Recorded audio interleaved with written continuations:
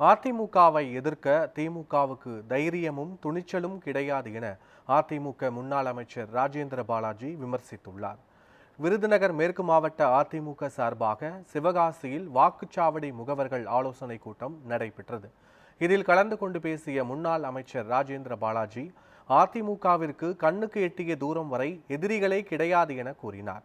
ஆட்சி அதிகாரத்தை பயன்படுத்தி என்னை சிறையில் அடைக்க முயற்சி செய்கிறார்கள் என்றும் திமுகவை வீட்டிற்கு அனுப்பும் வரை ஓயமாட்டேன் என்றும் அவர் கூறினார்.